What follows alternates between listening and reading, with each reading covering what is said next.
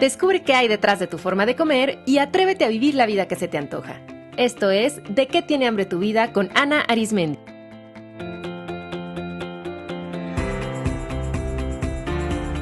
Este es el episodio 259, mi proceso de transición de paradigmas. ¡Hola, comunidad linda! ¿Cómo están? Qué gusto, como siempre, saludarles y compartir en un episodio más de este podcast donde hablamos sobre psicología de la alimentación, esta fascinante disciplina que explora todos los aspectos que impactan en nuestra forma de comer.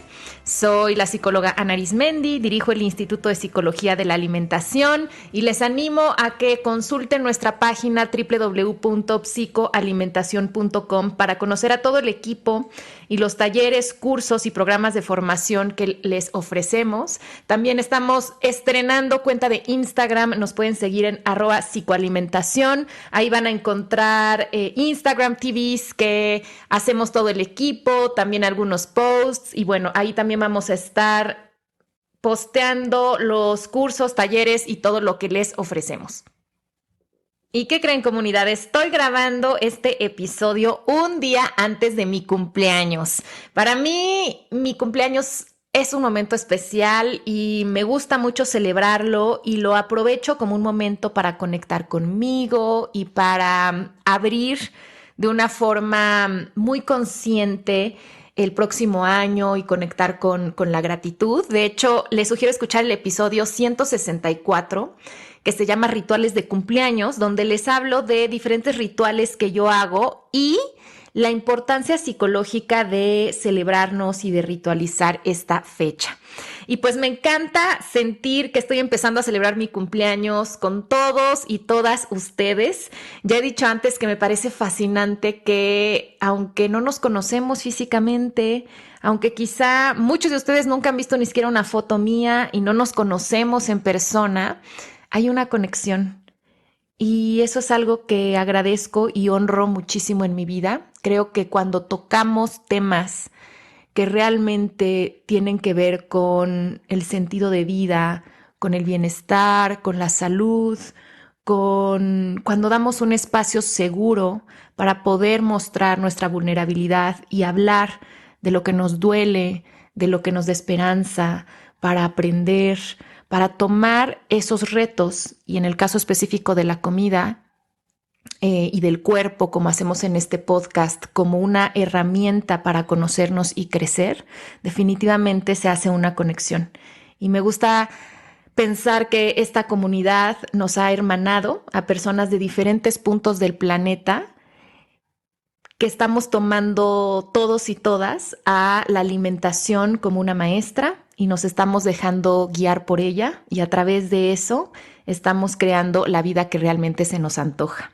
Hace poquito, como estamos ya en diciembre, la plataforma Spotify saca una serie de estadísticas para los que somos podcasters para ver cómo le fue al podcast este año y estoy súper orgullosa que este ha sido el año que el podcast ha crecido más. Desde sus inicios en el 2015 ya, el podcast ha ido creciendo, pero bueno, los últimos 2 años ha tenido un repunte espectacular y eso es gracias a esta comunidad en la que se va pasando la voz de boca a boca, donde gracias a que ustedes se suscriben y empiezan a seguir el programa en la plataforma en la que escuchen y le dan like y dejan comentarios y dejan reseñas en iTunes. Y para mí lo que es más importante es que a través de esto, se van abriendo posibilidades para que todos y todas podamos construir una relación más armoniosa con la comida y con el cuerpo y aliviemos el sufrimiento que existe en torno a estos temas, porque cuando no nos sentimos seguros y a gusto en nuestro cuerpo, eso impacta todas las áreas de nuestra vida, como ya hemos platicado aquí mucho en el podcast. Así es que gracias, comunidad, porque entre todos estamos abriendo estas posibilidades al mundo. Y pues gracias por, en ese sentido, ayudarme a cumplir mi misión de vida, sobre todo me siento súper orgullosa de nosotros, nosotras, porque este es un podcast que desde un inicio ha sido y se ha mantenido 100% independiente, pues que yo creo el contenido y estoy aquí platicando y además yo lo produzco y yo lo edito junto con mi equipo. Y bueno, creo que es una satisfacción muy grande que un podcast independiente que hable de estos temas se esté posicionando también en el mundo de habla hispana. Así es que, pues, muchísimas gracias. Y ese es mi primer regalo de cumpleaños. Y pues, aprovechando que es esta fecha y que yo siempre me pongo reflexiva, este programa lo quiero hacer un poco más personal. Quiero compartirles cómo ha sido mi vivencia en este proceso de transición de paradigmas. Es algo que para las personas que me siguen desde hace tiempo han podido ver, han podido atestiguar y que muchos y muchas me han acompañado y han transicionado conmigo a lo largo de este paradigma.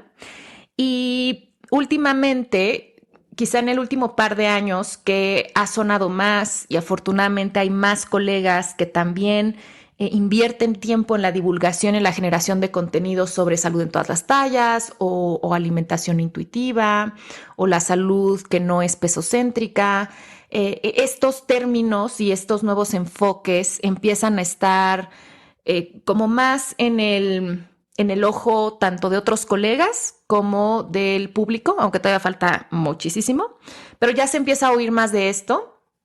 Y muchos de ustedes, tanto público en general como sobre todo colegas, me preguntan constantemente, Lana, ¿tú cómo le has hecho? ¿Tú cómo le has vivido?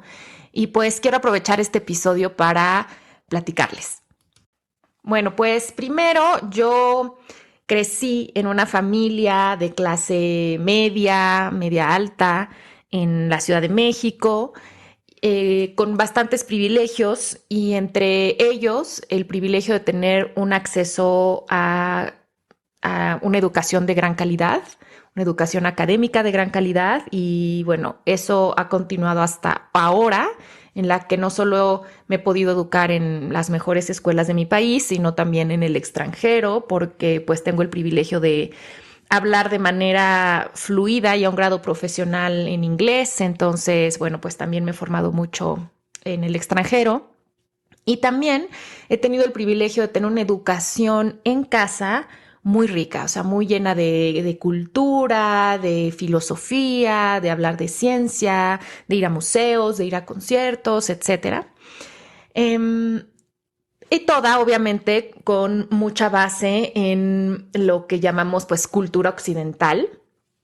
Y además de eso, pues, fui formada, como todos mis colegas profesionales de la salud en países occidentales hasta hoy, pues, bajo paradigmas de lo que se entiende que es salud y enfermedad, creados por un sistema patriarcal, de mucha supremacía blanca, donde hay opresión de género, donde hay mucha discriminación, donde hay gordofobia, donde todo se basa en el método científico occidental. Y bueno, no quiero decir que eso no también ha creado conocimiento fascinante, muy importante también para la historia de la humanidad, pero pues siempre con estos sesgos. Y pues siempre he considerado que si de por sí todos crecemos en el mundo occidental ya desde estos paradigmas, todavía los profesionales de la salud, como somos formados y pasamos muchos años de nuestra formación en eso, pues todavía los tenemos más arraigados y por eso hay muchas resistencias dentro de este sector a cuestionar y cambiar de paradigma y por eso para los que decidimos hacerlo es un proceso tan arduo y tan movedor, o al menos así ha sido para mí y no he visto a un colega que esté en este proceso de transformación que no lo viva también de esta forma. Entonces, bueno, pues estudié psicología, estudié también nutrición clínica y bueno, he hecho muchas formaciones en varias corrientes psicoterapéuticas, especialidades en trastornos de la conducta alimentaria, en fin, no les voy a decir aquí mi currículum porque pues ese está en mi página si lo quieren ver. Más bien aquí lo importante que les quiero decir es cómo yo fui dándome cuenta de cuál era el paradigma en el que yo había crecido y por qué y cómo ha sido mi transición.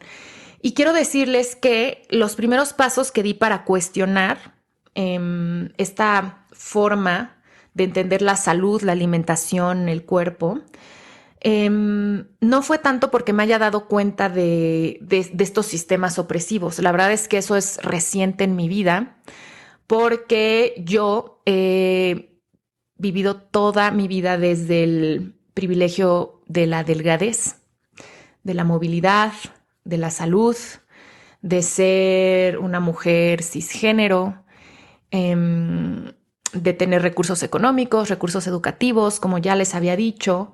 Y obviamente para las personas que estamos en privilegio, se nos dificulta más ver este tipo, ¿no?, de paradigmas porque, claro, a nosotros nos han favorecido o nosotros al menos no los hemos sufrido. Entonces, yo en un inicio más bien empecé a cuestionarme todo esto por una inquietud personal. O sea, yo después de estudiar nutrición, de estudiar psicología en un inicio, sentía que me hacía todavía falta algo como para comprender el proceso y todo lo que implica la alimentación, primero en mí y luego también en otras personas. Entonces, como que yo me sentía insatisfecha teórica y prácticamente porque veía que me hacía falta entender algo. O sea, las teorías que había en cuanto a cómo explica la nutrición, la alimentación, me parecían insuficientes y también como las corrientes psicológicas, digamos, más grandes y que se utilizan sobre todo en el abordaje de los trastornos de la conducta alimentaria, a mí me quedaban cortas. Y además, pues cuando empecé a practicar me di cuenta que en muchos casos como que no se iban tanto a la raíz o no ofrecían algo más realmente a largo plazo.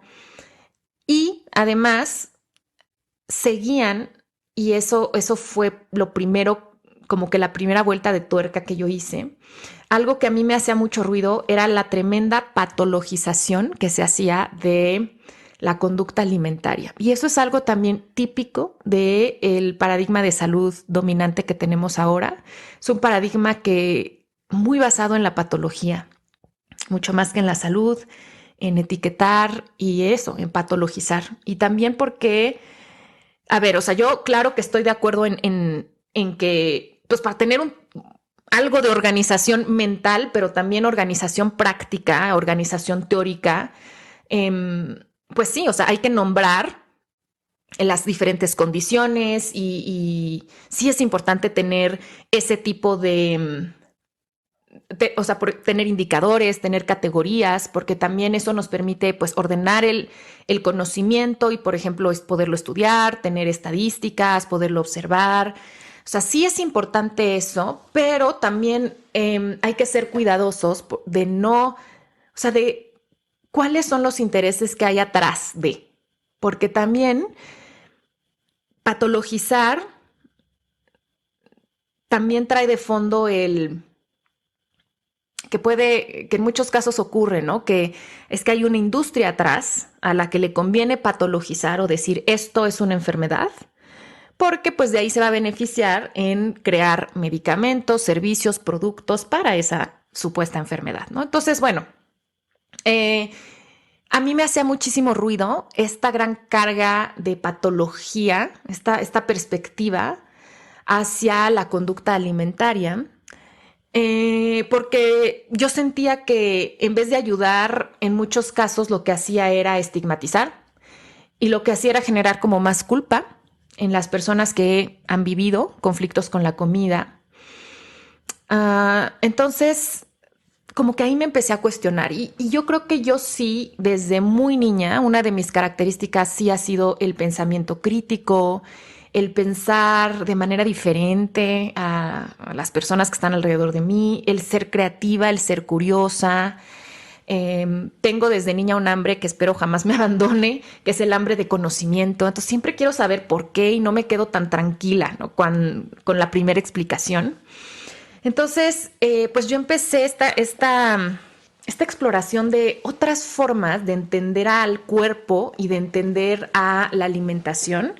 Y pues eso me llevó a empezar a explorar esto que ahora se llama como psicología de la alimentación, que realmente es como una especialidad de la psicología súper nueva, pero es como yo me empecé y es hasta ahora lo que hago y me fascina y cada vez que estoy más en este proceso me apasiona, el querer entender todos los factores que impactan en nuestra alimentación.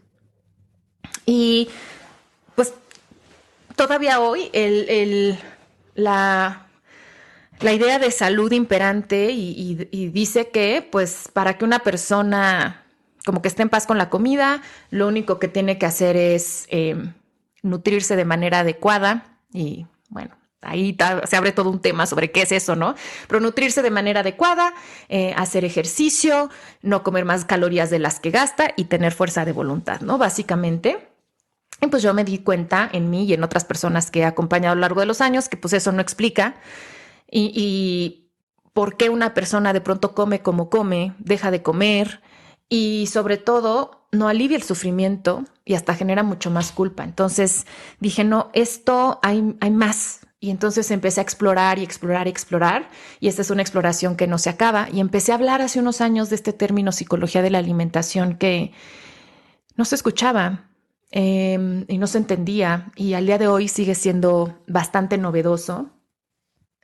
Y bueno, justo también por eso es algo que me impulsó a mí en el 2016 a crear el Instituto de Psicología de la Alimentación, también como para empezar a un poco formalizar el estudio de esta especialidad y para ir creando programas tanto para público en general como formaciones para colegas en este ramo.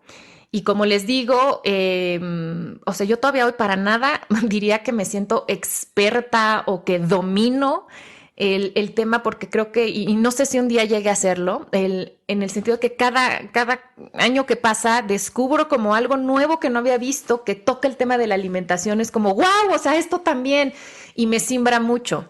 Entonces, bueno, yo creo que cuando, o al menos sí, así lo siento yo. Creo que algo que ayuda a abrazar esta idea de transitar por diferentes paradigmas o enfoques a lo largo de nuestra carrera profesional es entender que el conocimiento y el autoconocimiento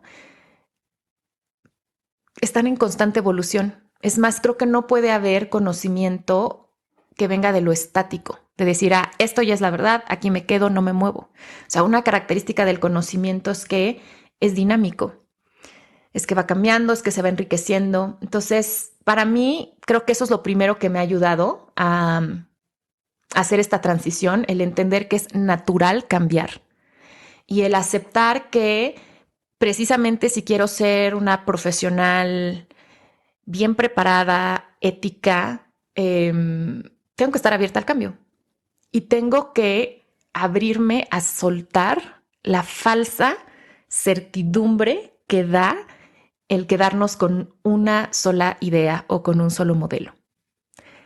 Y aquí quiero compartirles que creo que esto es algo de lo que más dificulta el hacer cambios, porque cuando nosotros decimos, ay, bueno, ya entendí, y este es el modelo, y este modelo tiene un método y tiene unos pasos y tiene un discurso y tiene un lenguaje y tiene unas herramientas y ya lo entendí, ya lo practiqué y poco a poco pues me voy sintiendo cómodo, cómoda en él. Eso da como mucha seguridad y nos da esta sensación de, ah, ya sé lo que tengo que hacer, ya entiendo al mundo, ¿no? Y por supuesto que salirnos de eso genera miedo. Y es natural que tengamos miedo y duda y otra vez nos pone en este lugar de principiante. Y, y a mí, como a muchos otros de mis colegas, eso es algo que claro que nos ha nos ha movido mucho en este proceso, ¿no? Y el cómo es posible que ya llevaba 10 años o no sé cuánto, o que invertí toda mi carrera, toda mi licenciatura aprendiendo una cosa y ahora resulta que voy a hacer otra y que tengo que otra vez empezar de cero. Eh, y más que la parte que puede ser ardua de, uf, o sea, otra vez tengo que aprender, etcétera, creo que más bien lo que nos simbra mucho es que es esa incertidumbre, es el soltar lo que nos hacía sentir seguros o seguras. Es que cuando estamos dentro de un paradigma, eso también nos da seguridad, nos da pertenencia, nos da un sentido de identidad y salir de ahí toca todo eso. Es entonces ahora quién soy. Si no soy una nutrióloga que prescribe dietas, ¿quién soy? Si ya no soy una psicóloga que quiere hablar de patologías, que quiere centrarse en ciertas cosas conductuales, ahora no solamente, fíjense qué fuerte, no solamente es ahora qué hago, sino quién soy. Porque creo que muchos de nosotros, y es parte también de esta educación que recibimos, nos sobreidentificamos con nuestra profesión.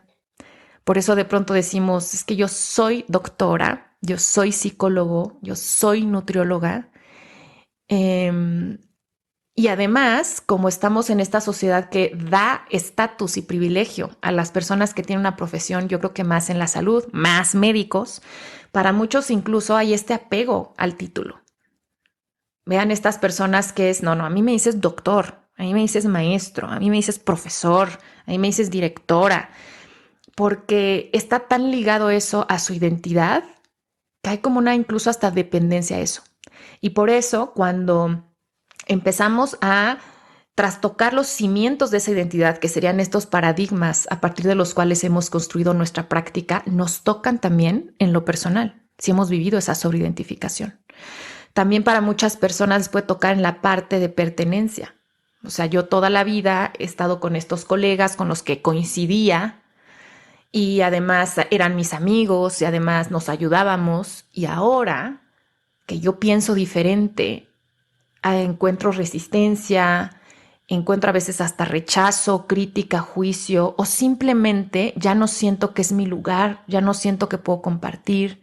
Y eso también puede generar mucha sensación de soledad y miedo. Entonces, bueno, como regresando un poco a mi historia, pues como les decía, lo primero fue yo empezar a esta visión como muy patologizante de la alimentación es lo primero que a mí como que me cimbró y me hizo empezar a buscar como otras explicaciones y abrirme a querer entender cuáles son todos los factores que impactan en nuestra forma de comer.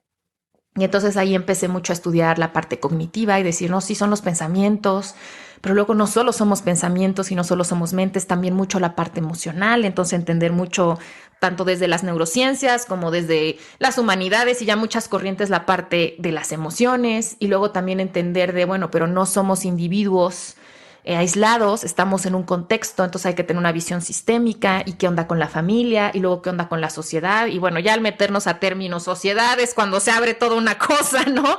Porque ahí entonces hay que hablar de cultura, hay que hablar de historia. Y bueno, se abren y hay que hablar de todos estos paradigmas. Y ahí, pues como poco a poco me fui cuestionando más. Eh, por otro lado, también conforme fui ampliando mi comprensión de todo lo que impacta en la alimentación, pues cada vez más me fui como alejando de esta noción de reducir la nutrición al tema de hacer dietas para adelgazar.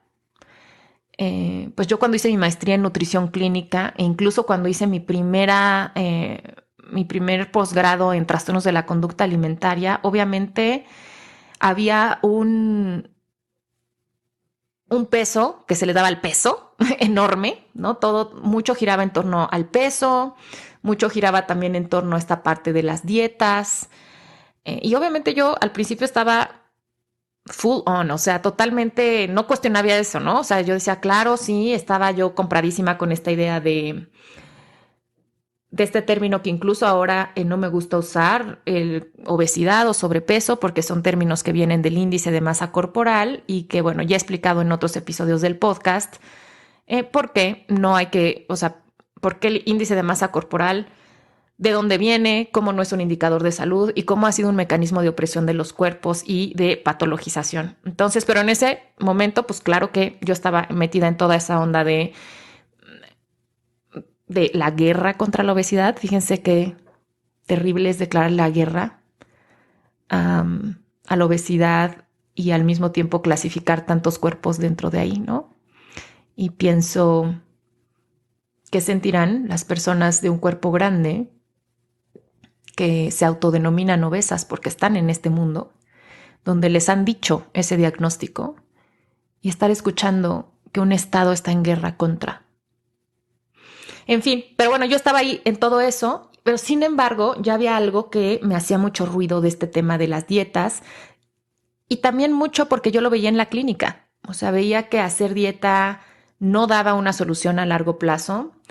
Yo todavía en la mentalidad de, o sea, no hace que las personas bajen de peso y mantengan ese peso a largo plazo, pero también me daba cuenta como psicóloga de, o sea, todo lo que ocasionaban, o sea, una ansiedad, irritabilidad, depresión, etcétera, y cómo simplemente eran un círculo que mantenía a la persona en el trastorno de la conducta alimentaria y en temas de imagen corporal. Y entonces fue ahí cuando me encontré con la alimentación intuitiva.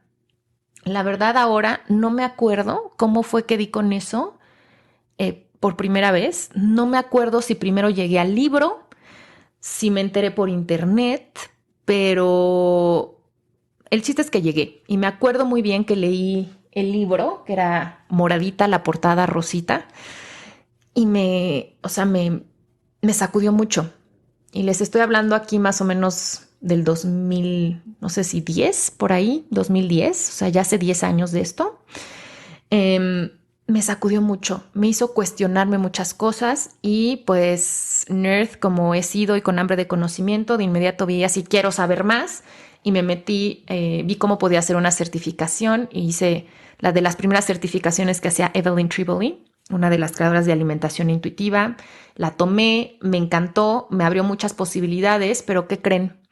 Ahora me doy cuenta que haber leído el libro y haber hecho esa primera formación cambió en mí ciertas cosas prácticas, o sea, digamos como en la consulta, pero no fue lo suficientemente, yo todavía no estaba preparada para que moviera las estructuras más básicas. Es decir, yo ahora me doy cuenta que en esas primeras aproximaciones a la alimentación intuitiva, yo todavía lo hacía mucho con mentalidad de dieta todavía, con una mentalidad opresiva hacia cuerpos grandes, todavía con esta idea de utilizar la alimentación intuitiva como un mecanismo para adelgazar, aunque yo no lo decía ya así. O sea, yo sí me acuerdo que a partir de ese momento dije, reducí mi uso del término adelgazar, pero no soltaba eso. Y esa promesa también hacia mis pacientes y ese deseo.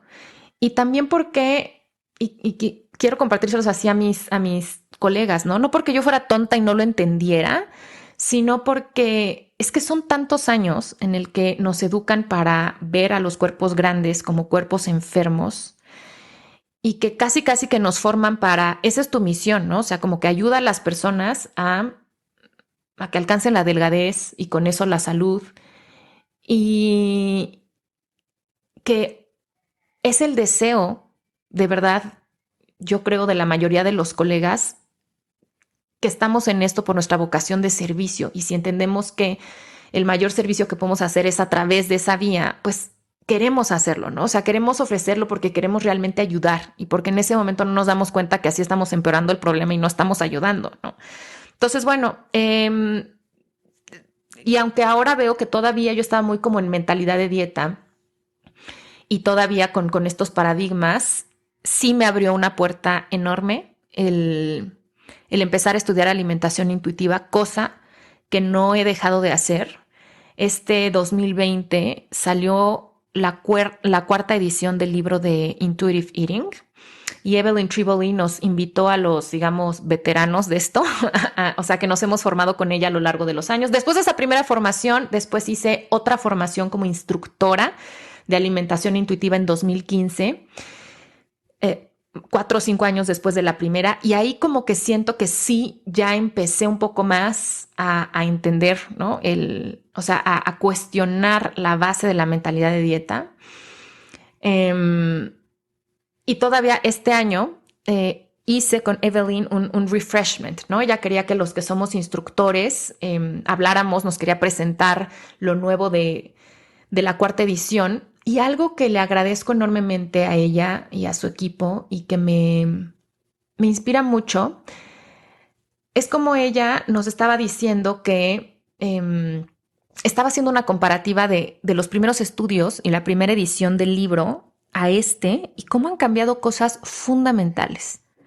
Por ejemplo, ahora también tiene una visión muchísimo más social y sistémica. Antes, alimentación intuitiva estaba muy enfocada en que el individuo era responsable, ¿no? 100% de su alimentación, y que pues si quería dejar de sufrir, era él o ella el responsable de dejar las dietas y adoptar la alimentación intuitiva. Y con los años y con los estudios, pues las autoras se dieron cuenta que muchas personas, aunque leían el libro y estaban capacitadas, había algo que no les permitía abrazar la alimentación intuitiva, y dijeron, ¿qué es? Y pues ahí se dieron cuenta que hay muchos otros factores y que no todo está en las manos del individuo. Y por lo tanto, en esta nueva edición hablan mucho más de, por ejemplo, experiencias de trauma, hablan mucho más del impacto de la salud mental en la alimentación, hablan de discriminación, hablan de opresión corporal.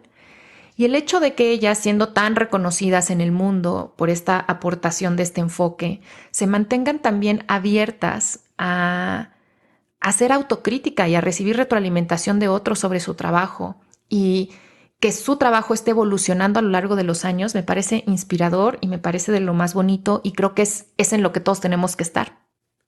Entonces, bueno, finalmente creo ahora, ¿no? Ya después de pues como 10 años que empecé con esto de meterme a la alimentación intuitiva, me ha llevado creo que 10 años el realmente ahora entender más las bases de lo que significa liberarnos de las dietas. En alimentación intuitiva hay 10 principios y el primero es eso, rechazar la mentalidad de dieta. Y creo que ese es un proceso, o sea, y que es un proceso no solamente cognitivo. Y creo que, de hecho, la mayoría de las personas lo primero que hacemos es entender, ¿no? Y es muy importante y decir, sí, entiendo que las dietas hacen daño y entiendo que es algo que hay que soltar, y de hecho quiero soltar eso, pero de ahí a realmente liberarnos de lo que es la cultura de las dietas, que la cultura de las dietas no nada más es comer haciendo dieta. La cultura de las dietas es una forma de relacionarnos con la comida y con nuestro cuerpo que va más allá de la alimentación. Es soltar el ideal, no solo de delgadez, sino de que hay un cuerpo hegemónico que es el cuerpo correcto. Es soltarlos, es realmente abrirnos a la diversidad corporal, y hay mucho más que eso, ¿no? Y es también cómo nos relacionamos con nuestro cuerpo, y en cuanto al movimiento, en cuanto a la sexualidad, en cuanto al autocuidado, muchas cosas. Entonces, bueno, pues creo que hasta ahora estoy entendiendo eso y me estoy enfocando, y ahora sí estoy entendiendo más qué es la cultura de las dietas y todo esto que impacta.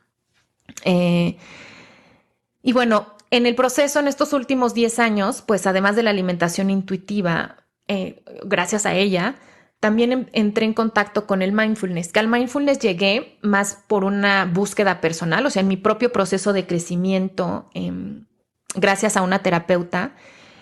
Conocí el término mindfulness también ya hace como una década y empecé como a esa práctica. Y después encontré a Lilia Graue y a Mindful Eating México, lo que entonces era ese colectiva creada por Lili. Y tomé, pues ya también hace muchos años, ¿no? Me fui de retiro con ella como que me empecé a formar más en eso. Y también lo que ha implicado mindfulness en esta transición para mí ha sido más que una práctica que ha sido maravillosa y me ha enriquecido, ha sido también el abrir mi paradigma a otras tradiciones. Entonces es el soltar la visión occidental como la visión única o correcta, que además minimiza y hasta eh, aniquila, ¿no?, otras tradiciones, y abrirme a incluir otras formas de entender la salud física, la salud mental e incluir otras prácticas. Por supuesto, al mindfulness también entré desde un paradigma muy occidental y yo lo que quería era entender cómo los científicos de Occidente comprobaban que la meditación, ¿no? Quiero entender las neurociencias de esto. Y es fascinante y me siguen encantando las neurociencias, ¿no? Pero creo que con los años he soltado esta necesidad de comprenderla desde los ojos occidentales y simplemente entender que no toda la sabiduría del mundo eh, tiene validez si está como sustentada por la ciencia occidental.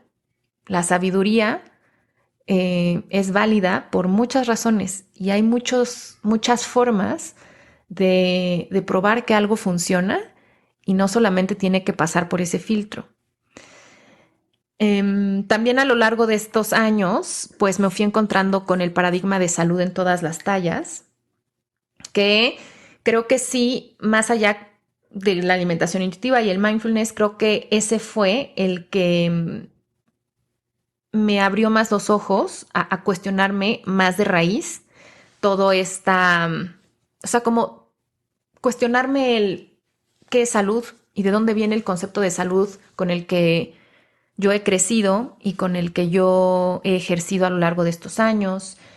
Y algo que le agradezco mucho a Salud en todas las tallas es que también por primera vez me hizo reflexionar sobre mi racismo, mi clasismo, mi salutismo, mi nutricionismo, mi gordofobia introyectadas.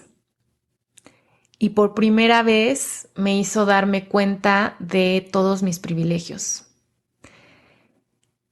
Y también cuando en ese momento me di cuenta de cómo yo seguía todavía promoviendo delgadez y cultura de dietas, aunque yo creía que no, a través de la psicología. Para mí fue más fácil y quizá porque mi formación más de base es la psicología y luego la nutrición, para mí como que siento que tengo más perspectiva hacia la nutrición. Entonces, para mí fue, digamos, más sencillo, y lo pongo entre comillas, el, el tema de soltar las dietas desde un punto de vista nutricional y el cuestionar y entender este tema de para qué, o sea, soltar el IMC, el pesar, el bla, bla, bla, el hacer una nutrición no enfocada en el peso. Y a mí me quedaba como mucho más claro desde un inicio qué implica eso y entonces qué se puede hacer, pero me costó más trabajo soltarlo en cuanto a salud mental. Yo creo que también porque me ha habido más sobreidentificación en mí como una psicóloga, porque finalmente me, pues me encanta todo el tema de la salud mental. Bueno, entonces eh, me di cuenta que yo seguía promoviendo todo esto a través de mis programas, donde yo prometía de una forma súper velada, porque así es de astuta la cultura de las dietas, y yo estaba todavía subida en eso, yo seguía prometiendo esta idea que ahora me parece tan, tan dañina, del si sanas tus traumas, si sanas a tu niño interior, si perdonas a tus padres, entonces tu cuerpo va a soltar el peso que le sobra y vas a alcanzar delgadez. O vas a dejar de sufrir en torno al peso, ¿no? O todavía yo tenía esta idea de que sí, o sea, fíjense, todavía la parte de la patología en mí, ¿no? De que, y es algo que nos enseñan, yo me acuerdo desde la licenciatura y si leen muchas de las teorías desde la psicodinamia, desde las humanidades, desde la Gestalt, o sea, desde muchos lados, desde lo cognitivo-conductual, o sea, todavía hay esto de, en salud mental, el juicio, ¿no? De una persona con un cuerpo grande, seguramente hay algo ahí que quiere ocultar, que se quiere proteger, o sea, es como siempre ver el tamaño del cuerpo como como si fuera un mecanismo de defensa y entonces nosotros como psicólogos vamos a ayudarle a esa persona a que encuentre como cuál es la herida primaria que está haciendo que retenga grasa y que entonces cuando ayudemos a sanar eso, el cuerpo no va a soltar. Y bajo esos supuestos yo trabajé todavía bastantes años y hasta hace muy poco.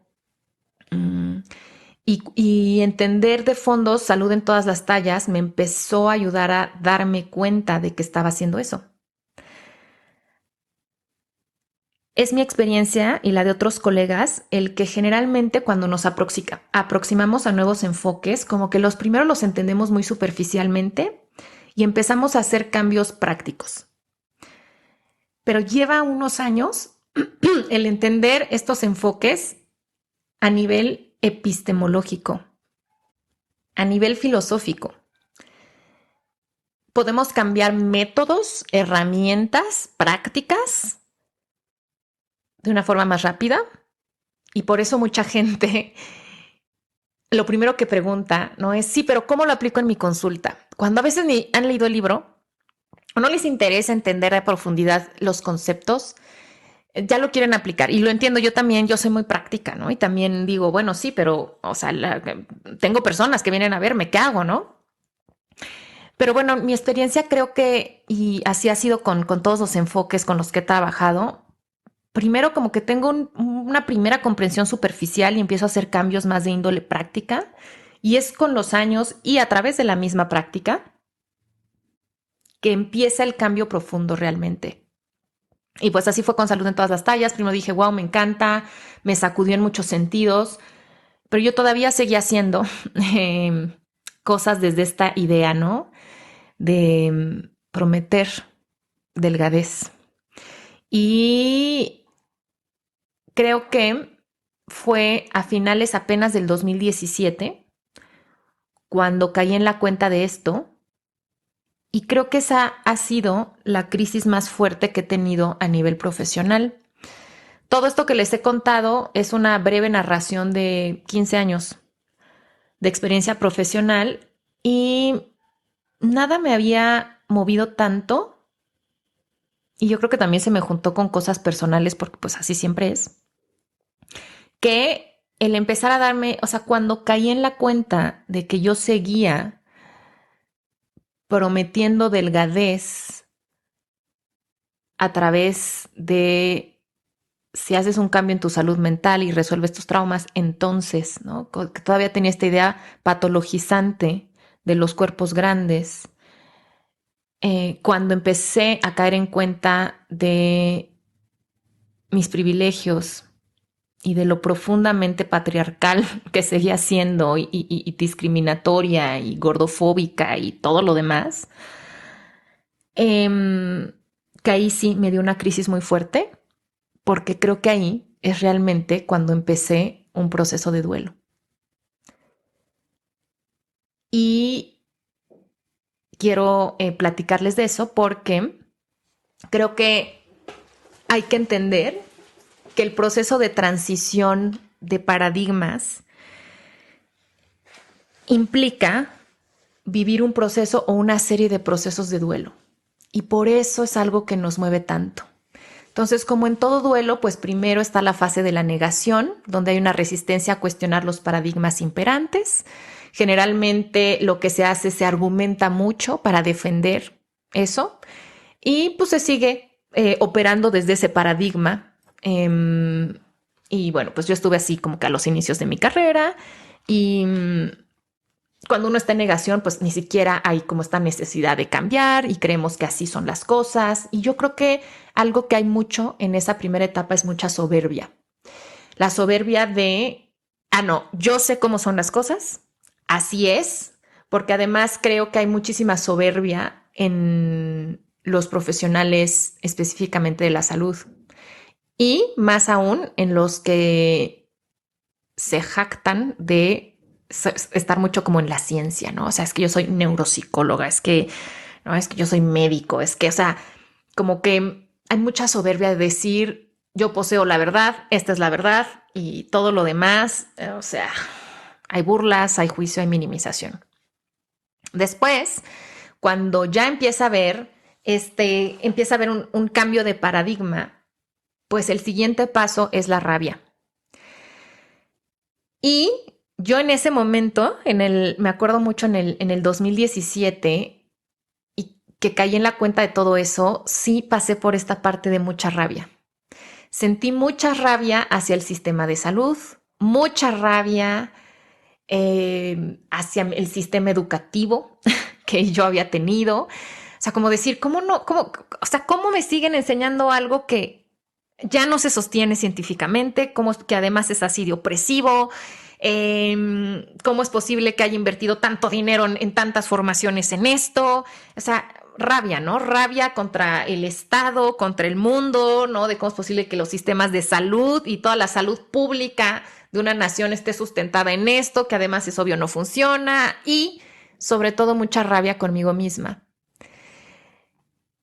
Y en mi experiencia, yo también algo que empecé a sentir fue muchísima culpa. Y fue algo tan fuerte que a mí me llevó a pedirle disculpas a personas cercanas de mi vida, en las que yo me di cuenta que desde mi privilegio de delgadez, no había sido empática, que había emitido juicio y sentí mucha culpa porque sentí que había hecho daño a todas las personas que había acompañado hasta ese momento. Y la verdad que eso es algo muy fuerte a sentir. Creo que sobre todo para nosotros, que parte central del trabajo que hacemos es que queremos promover salud. Y hacemos juramento de que nuestra misión profesional es siempre cuidar la salud. Y darme cuenta que al seguir promoviendo dietas, ideal de delgadez, una visión patológica, yo había sido partícipe de eso, me entró una crisis muy fuerte de culpa. Y que creo que o sea, incluso siento que me generó no les diría una depresión así tremenda, pero sí, o sea, sí, un, una desorientación también, un decir, bueno, ¿y si esto no? Entonces, ¿ahora qué? ¿Y qué hago con todo lo que ya hice que estaba mal? ¿Y ahora qué sigue? Y de hecho, yo hasta el 2017, por ejemplo, daba un taller que se llamaba ¿De qué tiene hambre tu vida? Seguramente algunas de las personas que me escuchan lo tomaron, o la todas. Y la verdad que era un taller muy bonito, pero en él a lo largo del 2017, sobre todo a finales, o sea, me empecé a dar cuenta o sea, ya no quiero darlo, ya no me siento cómoda porque me doy cuenta que ahí sigo todavía en esa línea de pensamiento y de trabajo y ya no quiero estar ahí. Y entonces tomé la decisión, que fue una decisión fuerte para mí, de suspender hacer ese taller, que era hasta el momento mi taller más exitoso. O sea, yo ponía una fecha e inmediatamente se me llenaban los cupos. Era una fuente de ingreso importante para mí.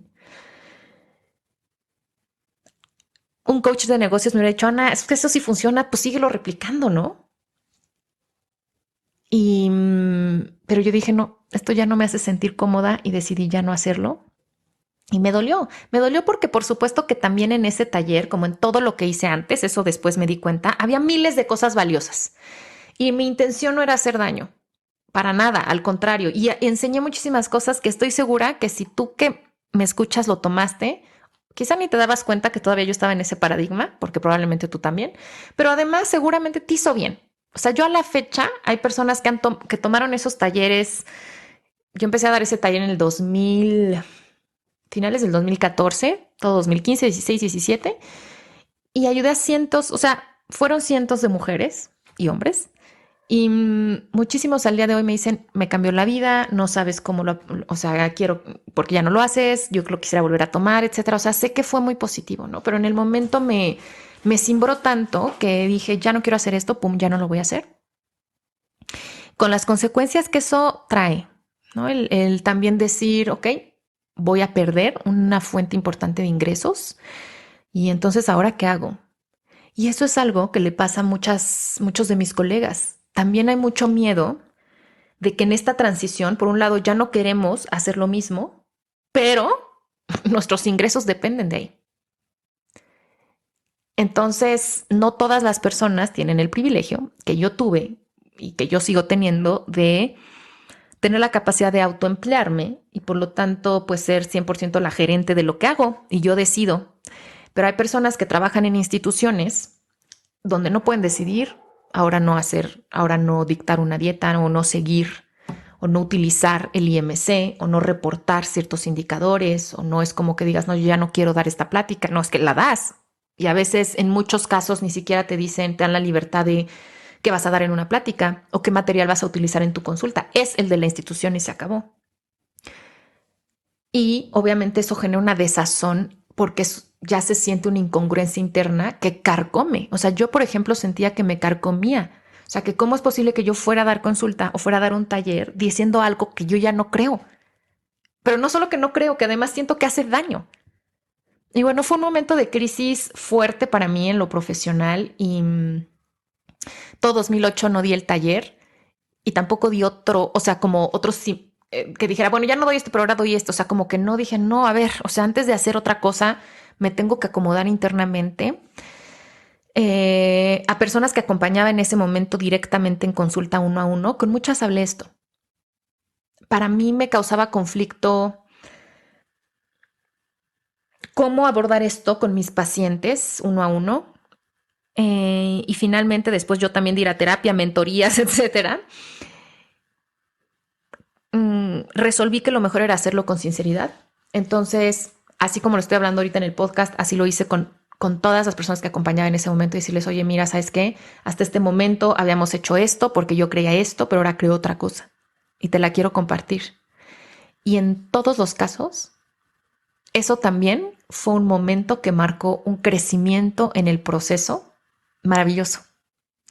Porque al compartirles mi proceso, y al compartirles todos estos nuevos enfoques que por fin estaba entendiendo a profundidad, porque yo ya desde antes les decía que hacíamos un trabajo de salud en todas las tallas, no enfocado en la dieta, mindfulness, no sé qué, que no patologizábamos la conducta alimentaria, bla, bla, bla, pero como que llevarlo a la profundidad fue hasta ese momento y para todo mundo lo encontraron fascinante, les resonó, querían saber más.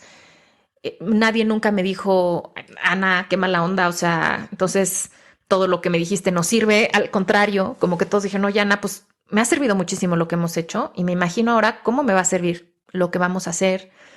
Entonces, bueno, fue muy bonito y eso, abrirlo así con las personas que acompañaba uno a uno, fue algo de lo que me ayudó a darle la vuelta a esa culpa y a esa como incongruencia que yo sentía que me carcomía. El decir, a ver, pues sí, todo lo que hice antes,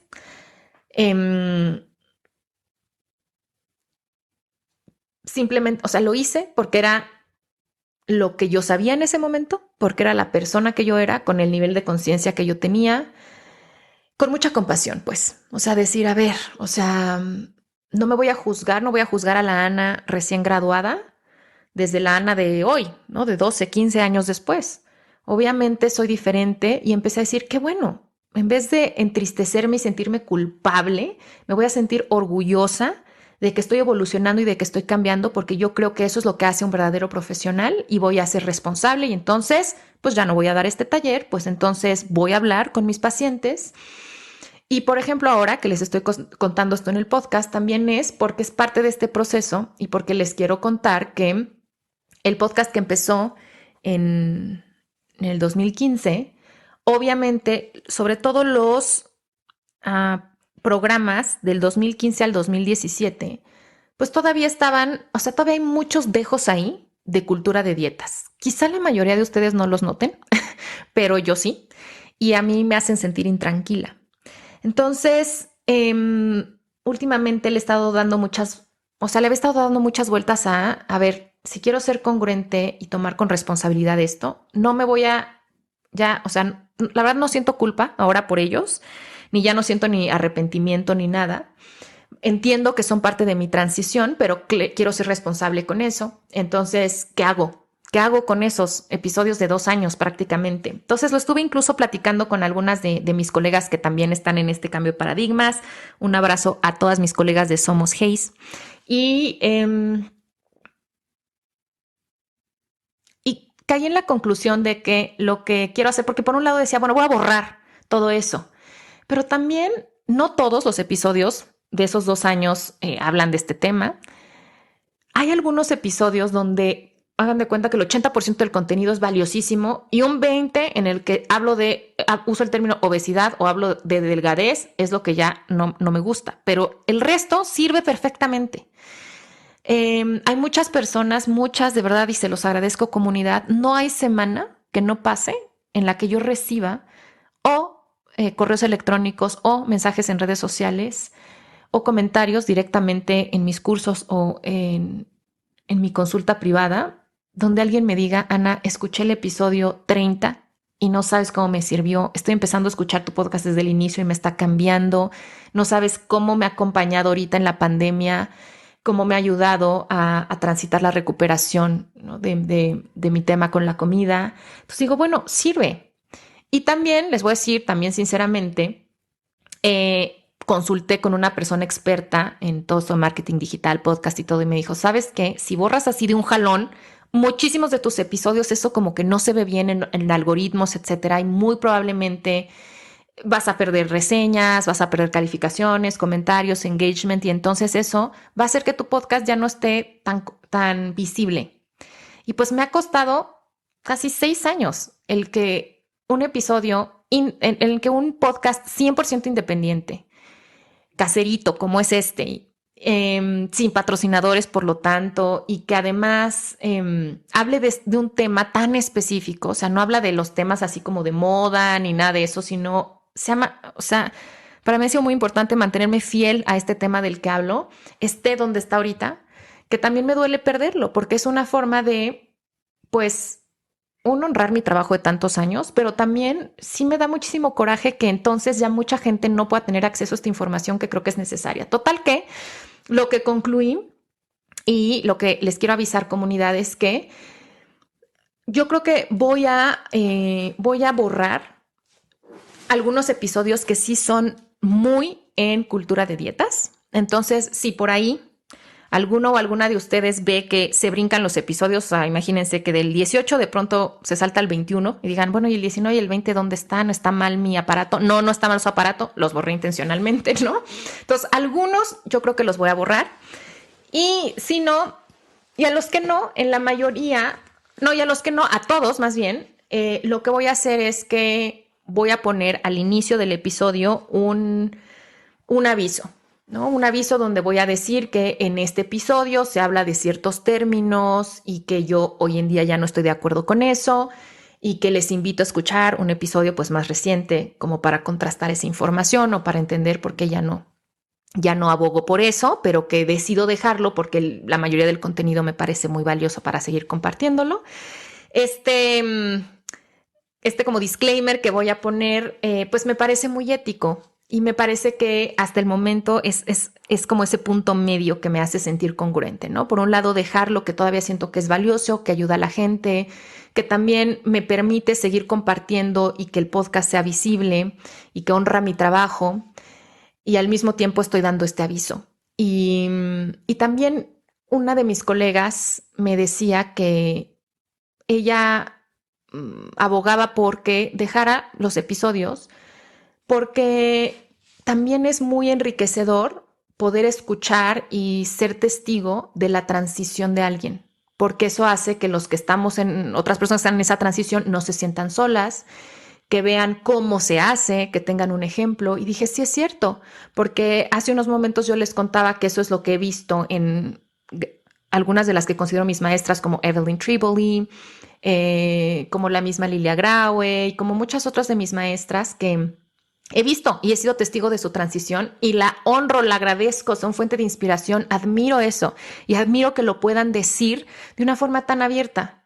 En vez de otras personas que como todavía están en el miedo y que tienen mucho miedo que las juzguen, es, no, yo desde que nací estoy con el paradigma de salud en todas las tallas, yo desde siempre estoy en alimentación intuitiva, cuando pues la realidad es que eso no. O sea, ni las creadoras de alimentación intuitiva nacieron con eso, ¿no? Ni las de salud en todas las tallas, ni nada. Entonces, como que dije, sí es cierto.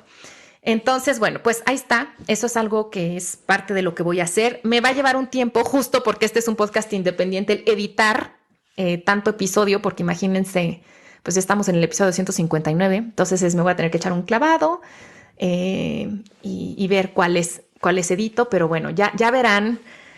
Más adelante empezarán a ver esas notitas y quizá que algunos episodios ya no están. En el proceso de duelo, como les decía, pues primero estamos en la negación y después lo primero que viene es la rabia y con la rabia viene mucha culpa. Pero algo muy positivo de la rabia y la culpa es que ambas, sobre todo la rabia, generan mucho movimiento.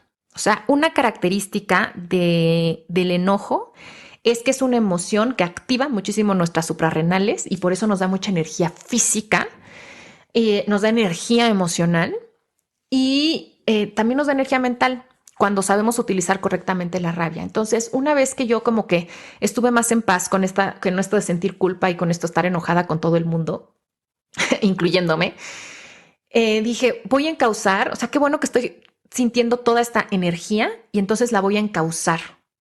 Voy a usar, en vez de que esta energía sea una energía destructora, que sea una energía constructora y que me mueva hacia donde yo quiero ir. Imagínense, me gusta, ¿se acuerdan la imagen de Rabia, de la película de Intensamente, de cómo cuando se pone furioso se le hace así fuego en el cabello, que me encanta? Bueno, pues justamente me gusta esa imagen porque la rabia es llamas, ¿no? O sea, cuando estamos enojados se prende una llama, pero yo decido si esa llama me quema e incendia todo a mi alrededor o si utilizo esa llama como un motor que me propulse.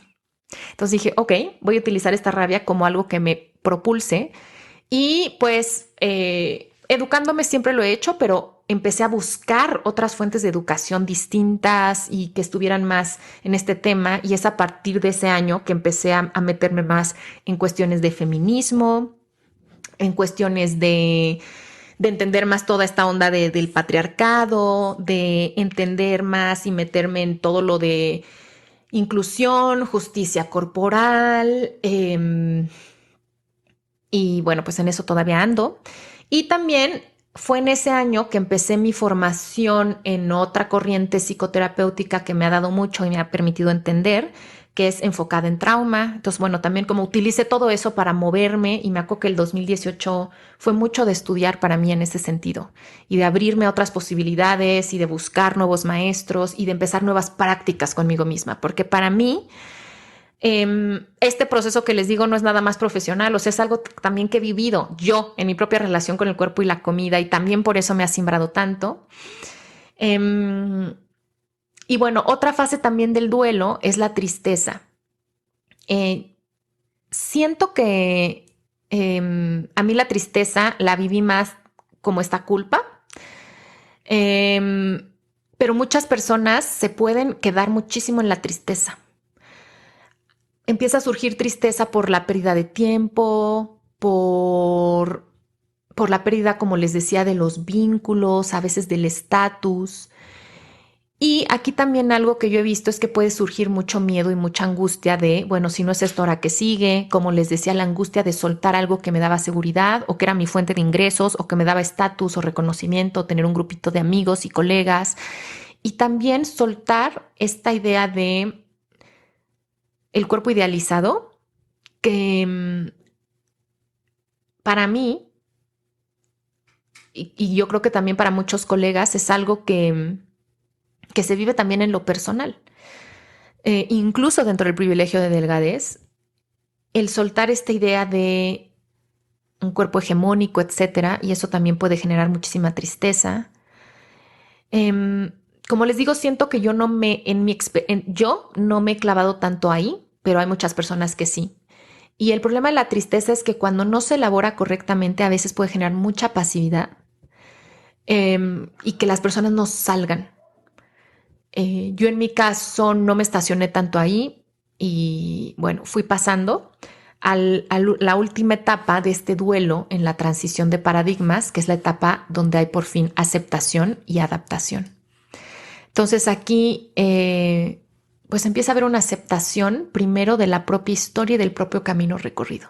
Es decir, a ver, así ha sido mi carrera profesional, así ha sido mi relación con la comida, mi relación con el cuerpo, así es como yo practicaba hasta ahorita, esto era lo que yo comunicaba y ya lo acepto sin culpa, sin arrepentimientos, sin vergüenza, sin dolor. Es como, esto es lo que yo fui y me queda la tranquilidad de que nunca lo hice jamás con la intención de lastimar, con la intención de dañar.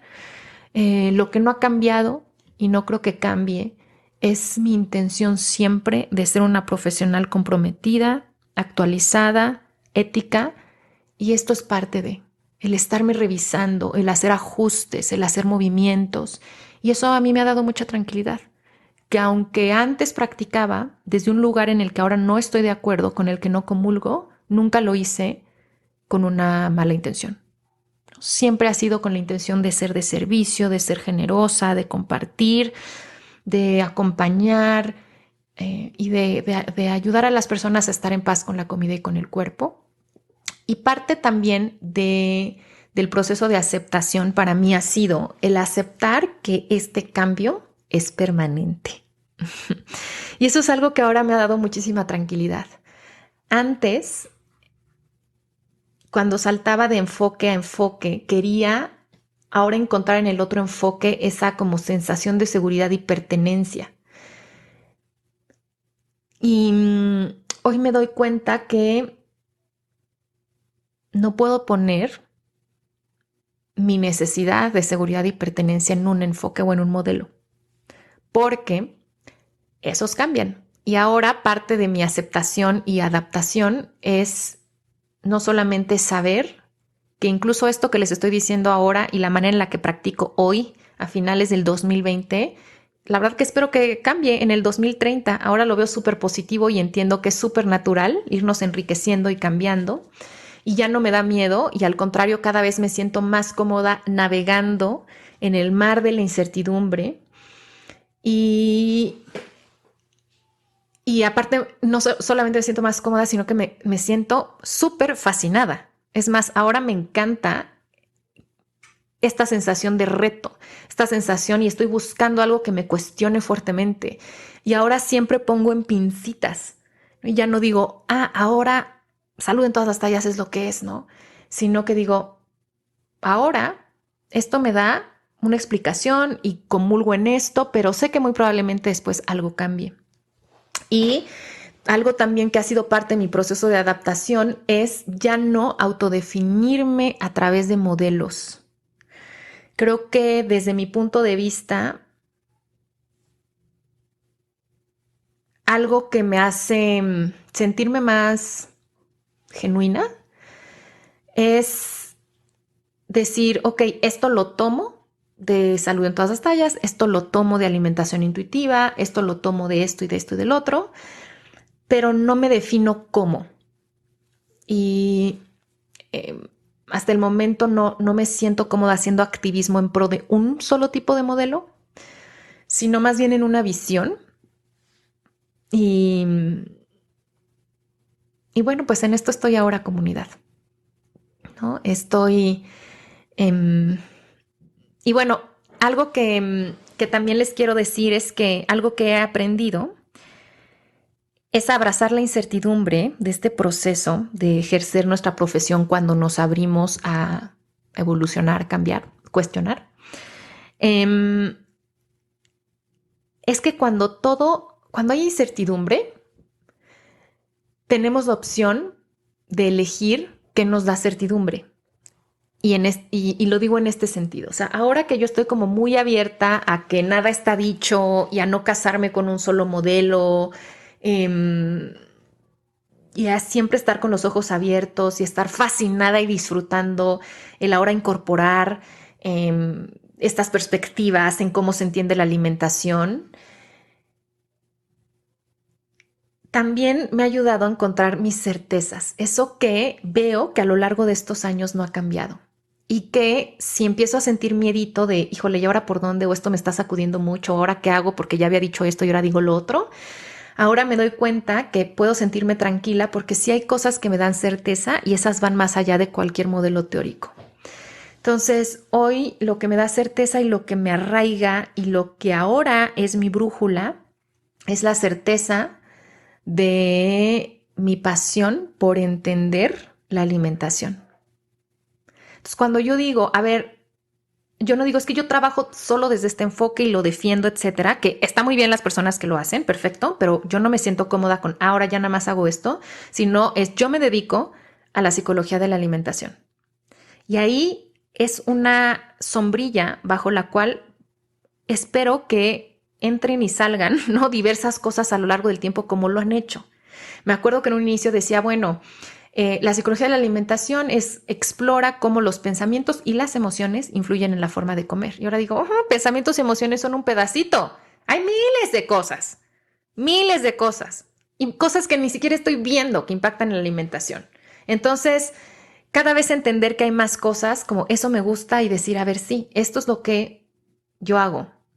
Y no estoy casada con ningún modelo y entiendo que quizá algunos de los modelos con los que ahora me estoy explicando esto y bajo los cuales estoy practicando, tal vez después evolucionen y qué bueno y qué maravilla. Otra cosa que me da certeza es mi compromiso ético. Entonces, cada vez que tengo duda o estoy en esta transición, digo, a ver, ¿qué es lo que a mí me hace sentir ética? ¿Qué es lo que a mí me regresa a mi compromiso? Porque eso es algo que tenga los años que tenga de práctica o esté haciendo lo que esté haciendo, eso es algo que no ha cambiado en mí y que espero que no cambie. Entonces, es decir, a ver, ¿qué se siente ético para mí? ¿Qué se siente profesional para mí? Y siempre también algo que me ayuda es y que me da como esta sensación un poco de certeza o al menos de arraigo, de seguridad, es tener claro cómo me quiero sentir en mi profesión. Si ya me han escuchado, saben que esta pregunta de cómo me quiero sentir es algo que me ayuda, que me ayuda mucho y que la hago en diferentes aspectos de mi vida porque me ayuda a conectar. Entonces, por ejemplo, cómo me quiero sentir con la comida, cómo me quiero sentir con mi cuerpo, cómo me quiero sentir el próximo año, cómo me quiero sentir en mi relación de pareja. Y en este sentido es tener claro cómo hoy me quiero sentir en mi profesión. Y entonces de ahí puedo hacer preguntas de, bueno, ¿y qué me hace sentir así? ¿Qué modelos teóricos me hacen sentir así? ¿Qué prácticas me hacen sentir así? Eso lo aplico también en mi divulgación. ¿Qué me hace sentir como me quiero sentir en cuanto a la generación de contenido? Y de ahí se deriva cuál es el tono que yo uso, los colores, cuál es el lenguaje que uso, qué canales utilizo para comunicarme, dónde quiero estar. Eh, y bueno, pues aquí estoy, comunidad, un día antes de mi cumpleaños, celebrándolo, contándoles pues brevemente, aunque ya se hizo un episodio de más de una hora, cómo he vivido yo esto. Y quiero que sepan que esta nada más es una perspectiva súper personal, que cada colega va a vivir este proceso de maneras distintas, pero sí creo que algo en común es que atravesamos por este proceso de duelo, por estas diferentes etapas. Sí es un proceso donde hay dolor, donde hay pérdidas, donde hay dudas, pero también creo que es un proceso donde cada vez nos acercamos más a nosotros mismos, donde hay más libertad, donde hay más congruencia. Y eso es bellísimo, donde podemos encontrar otro grupo de pertenencia. Y pues mi consejo sería simplemente vivan este proceso, no se juzguen, acompáñense. A mí me ha servido muchísimo encontrar nuevas tribus de colegas que también están transicionando y encontrar mentores, gente que ya está más adelante en este proceso. Entonces busquen mentores, acompáñense, eh, busquen terapia psicológica porque todo proceso de transición en lo profesional nos toca en lo personal. Es imposible que no. Y háganse estas preguntas. A ver, ¿cómo me quiero sentir? ¿Qué es lo que ¿Qué es lo que me hace sentir bien con mi profesión ahora? ¿Dónde están mis certezas? ¿Qué es, aunque haya modelos que se contradigan, aunque no sepa cómo practicar ahora, aunque ya esté en duda, qué es dentro de esto lo que sí me puede dar certeza? Como yo les decía, saber cómo me quiero sentir, mi ética me da mucha certeza, mi compromiso, mi pasión por este tema. Y algo también que me da siempre mucha certeza es la comida. Cuando he estado en momentos de mucha confusión, digo, a ver, no voy a estar buscando en modelos teóricos. Voy a comer con atención plena y sé que en el mismo proceso de comer, ahí va a venir qué es lo que necesito. Y mi querida comida no me falla. Ese sí es mi gran maestra y esa es una maestra que ha estado en todo este tiempo. Y de verdad que es muchas veces no tanto leyendo libros, sino entregándome a la experiencia de comer en conciencia y siendo testigo de lo que tan generosamente me platican las personas que acompaño sobre su propia experiencia al comer, que ahí sale exactamente hacia dónde tengo que llevar ahora mi práctica profesional o es hacia dónde vienen las respuestas. Y algo también a mí que ya para cerrar me ha dado y me sigue dando como como mucho sustento en esta etapa. Bueno, son dos cosas. Número uno, y este es también un consejo bonito, hagan su genealogía profesional. Entonces, una genealogía profesional es como si eran su árbol genealógico, o sea, de dónde vienen, pero pongan ahí a sus maestros. ¿Quiénes consideran que son sus grandes maestros? Entonces, poner sus nombres, y yo lo he hecho visualmente, o sea, agarro una hoja y así como un arbolito pongo los nombres de mis grandes maestros y cuándo los conocí más o menos, o puede ser como una línea del tiempo, porque creo que saber que no estamos solos ni solas en este proceso y que venimos agarrados de otros profesores nos hacen sentir no tan solos ni tan confundidos, nos hacen mirar a ellos como una fuente de inspiración, nos hacen tener modelos a seguir, mentores que nos puedan decir por dónde. Entonces, y además de que creo que todos es muy importante honrar de dónde venimos y ser agradecidos y siempre dar crédito. Y lo otro también que a mí me ha ayudado mucho es más que buscar en modelos de otras personas las respuestas, es crear mi propio modelo. Y eso sí es algo que he hecho casi que desde el principio de mi carrera. O sea, yo la verdad sí le doy mucha importancia a mi opinión en el sentido de, a ver, si esto es lo que dicen los demás, pero ¿qué es lo que opino yo? ¿Y qué es lo que yo digo? ¿Y qué es lo que a mí me hace sentido? Y como soy también, me considero muy creativa, la verdad siempre se me están ocurriendo cosas diferentes que hacer, maneras diferentes de explicarlo, siempre dando el crédito de dónde viene esto o de dónde me inspiré, pero también hay muchas cosas que son originales mías. Y no quiere decir que esas estén bien, pero sí quieren decir que al menos yo estoy en esta práctica de crear algo que me hace sentido a mí, que me enriquece a mí. Entonces también para mí ese es un compromiso ahora que me da, digamos, dirección, el un poco soltar, el buscar respuestas fuera y el darle cada vez más fuerza a mi propio modelo. Muy bien, comunidad, pues muchas gracias por escucharme, no solamente en este episodio, sino a lo largo de estos años. Quiero en especial enviar un fuerte abrazo a las personas que me han seguido y que han confiado en mí desde mis inicios. Sé que muchas personas que me escuchan llevan conmigo 10 años o más, 5 años, o desde que inició este podcast y no saben cómo les agradezco su compañía porque ha sido fuente de inspiración y me ha ayudado mucho en este proceso de transición y espero que sigamos caminando este camino lleno de cambios, lleno de evolución juntos y juntas. Y bueno, quiero cerrar este programa haciéndoles una invitación. Si están disfrutando de este programa y si quieren darme un regalito de cumpleaños, quiero invitarles a participar en un evento que voy a hacer el próximo 15 de diciembre. Entonces voy a hacer un evento online a través de la plataforma Zoom, en el que voy a hacer una dinámica para que cerremos el año utilizando mis tarjetas terapéuticas de ¿Qué tiene hambre tu vida? Pueden participar si tienen sus tarjetas o no. Así es que si no las tienen, no se preocupen, apúntense para que vivan un ejercicio que estoy segura les va a servir muchísimo para cerrar este año y empezar el que sigue de manera muy potente. Pero lo más importante de este evento es que estoy haciendo el evento a beneficio. Yo desde hace unos años soy voluntaria en el Instituto Nacional de Psiquiatría Infantil, Juan N. Navarro, aquí en la Ciudad de México.